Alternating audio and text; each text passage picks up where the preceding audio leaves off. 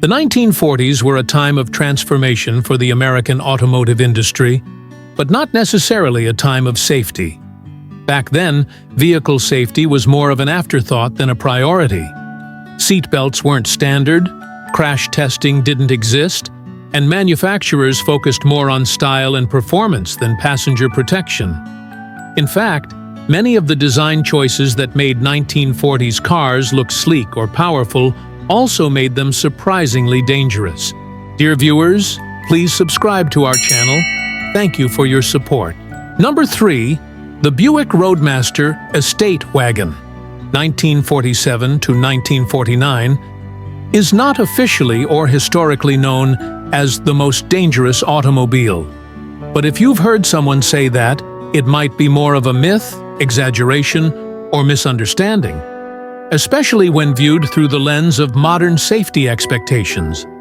That said, there are some reasons why this big, beautiful wood-paneled wagon might feel dangerous by today's standards, or even by post-war ones. Let's break it down. The Roadmaster Estate Wagon featured real wood panels, often ash or mahogany, fitted to a steel frame. In a crash, that wood could splinter or break, potentially making injuries worse. Also, wood doesn't absorb impact well and can degrade over time, affecting structural integrity. These wagons were very heavy, over 4,300 pounds, but only had drum brakes. Braking distances were long, and fade could occur during repeated use, like going downhill. No power brakes standard, hard to stop quickly in emergencies.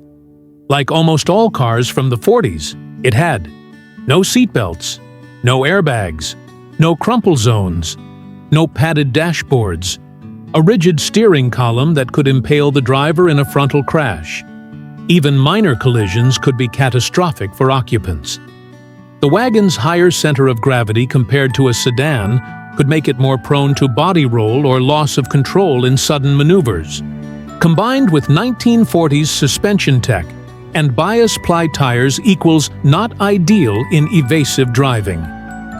In the event of an accident, especially one involving the fuel system, wood paneling could contribute to fire spread. While rare, this has been noted in a few historical anecdotes from the era. The Buick Roadmaster Estate Wagon wasn't singled out as more dangerous than other cars of the time. It was just a luxury station wagon with classic post-war engineering. What it had in style, it lacked in safety. But that was true across the board for vehicles of the late 1940s. If anything, it was more prestigious than perilous. People with money and taste bought them because they were upscale, not because they were built for rugged utility or safety. The Buick Roadmaster Estate Wagon, 1947 to 1949, wasn't the most dangerous car, but it did have some hazards. Heavy body with weak brakes, no modern safety equipment, wooden panels that didn't protect well in a crash. However, those issues were normal for the era, not specific to the Buick. Number 2, the Studebaker Commander Regal Deluxe, 1947 to 1949, also doesn't have any official or widely accepted reputation as the most dangerous automobile. Like the Oldsmobile Dynamic 76, it may be labeled that way in some modern commentary because it lacked modern safety features, but it was not considered unusually dangerous in its time. That said, let's explore why someone might call it dangerous, fairly or not, and what the actual risks were. No seatbelts, no airbags, no padded dash, no crumple zones. Like all 1940s cars, a crash was much more likely to result in serious injury or death. Sharp metal interiors and rigid steering columns added to the risk. Manual drum brakes that could fade or lock up. No power steering. Difficult in emergency maneuvers. Could be hard to control in panic situations, especially for less experienced drivers. The car had a long, sleek body and was marketed with modern styling. Drivers may have assumed it was more advanced or safer than it really was. This mismatch between appearance and actual safety could make it feel more dangerous in hindsight. Older cars were built very rigid, which meant they didn't absorb impact well. Instead, all the crash energy went into the cabin and into the passengers. If anyone calls this car the most dangerous, it's likely a misunderstanding or exaggeration for effect. Or maybe because Studebaker was one of the first to offer post-war designs, people may assume it was modern in all ways, including safety, when it wasn't. Some internet sources love dramatic titles like Most Dangerous, even if they're not based on real crash data. The Commander Regal Deluxe was a well-built, stylish car for middle and upper-middle-class buyers. It was no more or less dangerous than any other car of the late 1940s. No scandals, no design flaws, no major reliability or crash test failures. Not that crash testing existed in any meaningful way then. The Studebaker Commander Regal Deluxe, 1947 to 1949, wasn't the most dangerous car. It was just a product of its era, built before safety regulations existed.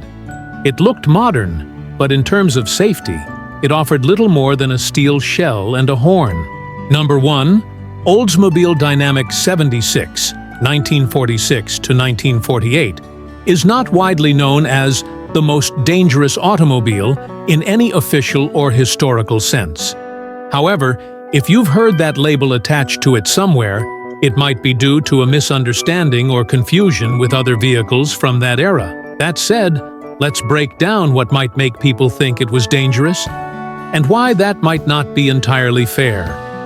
No seat belts, no airbags, no crumple zones, thin steel dashboards, hard steering wheels, and rigid bodies meant high risk of injury in crashes. This wasn't specific to the Dynamic 76. Virtually all cars of the era were built this way. Braking was via non-assisted drum brakes, which could fade under stress. No power steering or traction control. Combined with its size and weight, emergency maneuvers could be tricky compared to today's cars. The flathead inline six was reliable, but the car was heavy.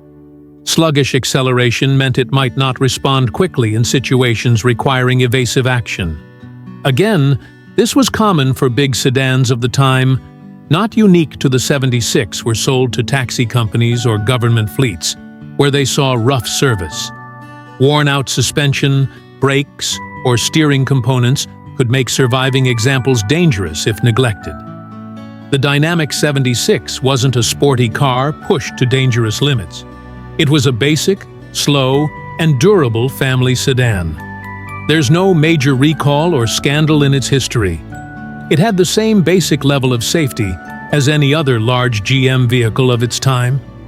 Ford Pinto, infamous for rear-end explosions. Chevrolet Corvair, unsafe at any speed, per Ralph Nader. Or simply general concerns about pre-safety regulation era vehicles? The Oldsmobile Dynamic 76, 1946 to 1948, wasn't the most dangerous car, just a typical post-war sedan with zero modern safety features, like all cars of its time. By today's standards, it's unsafe. By 1940s standards, it was just average, reliable, basic, and built to cruise, not to crash.